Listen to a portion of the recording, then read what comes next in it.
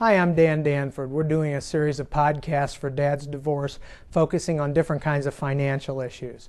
The one I want to talk to you about today is all too common, especially in today's economy, and that's what should I do with an old 401k plan?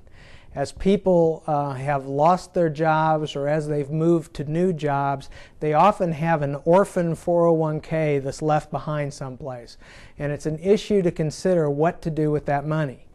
Some people just automatically jump to spending it because it's like a windfall. Before it was tied up in the retirement plan at work and they never thought about it and never saw it, didn't worry about it, so it wasn't an issue. But now that they've left and gone someplace else, that money becomes available to them. And so they start thinking about that boat they wanted, or maybe to move up in a house, or maybe, any number of things, a big screen TV for football season, whatever it is. Generally speaking, that's not a very good idea. The reason it's not is because the money hasn't been taxed. So in order to get it out of your 401k, you're going to have to pay federal taxes on it, state taxes on it, and if you're younger than 59 and a half, you're going to have to pay a 10% tax penalty on it. So if you have, say, $20,000 sitting in a 401k, in all likelihood, you might spend $7,000 to $8,000 to $10,000 on taxes just to get that money out and spend it. So you don't get to buy as much with it as you might have wanted to anyway. The other thing is that, anytime you do something like that, one of the costs that we don't know about or we don't see very often is the opportunity cost. And what that is what might that money have done if we'd left it where it was. An obvious conclusion is you would have had $7,000 or $8,000 more invested and working for you than you do if you take the money out and spend it. But there are two or three things to look at when we talk about that.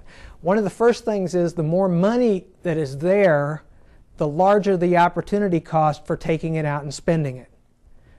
Okay, so if you've got an account that's got $5,000 in it, and you decide, I just don't want to mess with it, I just want to take the money out and spend it, well, you can go ahead and do that, and the cost for doing so isn't as high as if you took $20,000 out.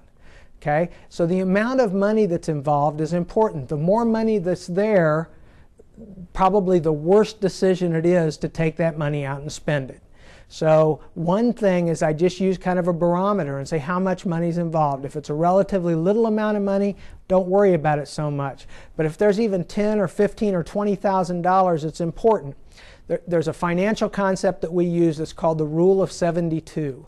And what the Rule of 72 is, it says that money will double in the amount of years that it takes the growth rate to be divided into 72.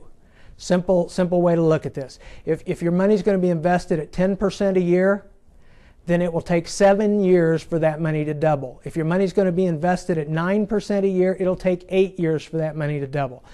Well, the long-term historical return on stock-type investments is about 10% a year. So just for the sake of this discussion, let's assume that you had a $10,000 401k that you could invest in an IRA account at 10% a year. Okay? It will double in 7 years to $20,000.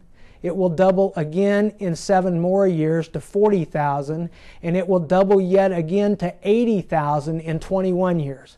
So if you spent that money, okay, you didn't just spend $10,000, you basically spent $80,000. You kept yourself away from $80,000 that you might have earned if you'd kept that money in a retirement account invested at 10% over the next 21 years. Okay? So the amount of money makes a difference.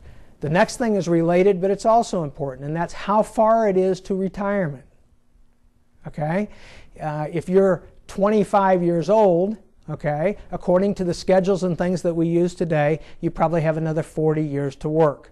Okay, that money can continue to grow, compound, tax deferred in an IRA account or 401k for another 40 years. It adds up to a lot of money. I did a quick calculation. If you have a $50,000 portfolio and it's going to be invested for 30 years, okay, what we're looking at now is the difference on how it's invested. If you put it in bank CDs at 5% a year, or you put it in, say, a moderate growth stock fund that earns 9% a year. Now here's the key number I want you to remember.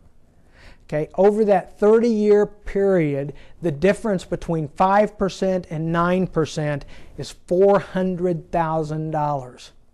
Okay, the longer you have until retirement, the bigger difference it makes. It's that opportunity cost thing we talked about. If you take the money out and spend it, it's gone forever. If you keep it in a retirement account where it grows tax deferred, it can make a huge difference to your life later on down the road. Now, the third consideration that I'll hold up for you today is how involved you want to be in the investment of the money. Now, some people I call them hobbyists. They love investing and they study it all the time. And some of those people are more informed about investing than I am, and I do it professionally, okay?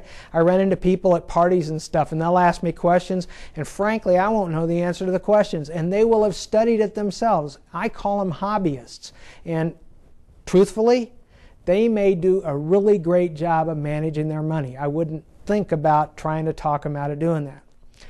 My suspicion, though, is that most of you fall into the category of most other people, and that's that they really aren't hobbyists. Investment management isn't something they want to devote their time and effort and talent to, so they tend to kind of neglect the money. Okay? That's the perfect solution for something like mutual funds, or maybe even hire an advisor to help you do it. My point simply is, while you could do it yourself, you probably won't do it yourself as well as somebody else might do it for you. So I'm not here to pitch, me or any other advisor. I'm just saying that if this money is a fairly substantial amount of money, and if you're a long ways to retirement, and if you're not a hobbyist, a person who wants to play with your money all the time, then probably a good choice would be to find somebody to help you manage that money for the long term. And if you do, there's a better chance that you'll get that $400,000 that you would have left lying on the table with bad choices earlier on. So, going back to the question again, what do I do with a 401k? The answer is you probably roll it into an IRA account so that you don't have any taxes, okay? The larger amount of money that it is, the more important it is. The longer you are from retirement, the more important it is. And the third thing is, if you're not the kind of person who likes managing money yourself, you probably ought to locate an advisor to help you take care of it. And I promise you, if you dwell on those 3 points and you bring them to bear on your situation, you'll have plenty of money for retirement when you get there later on down the road. Okay, that's it for this week. Money Made Easy. We'll be back next week with another podcast here on Dad's Divorce. Thank you.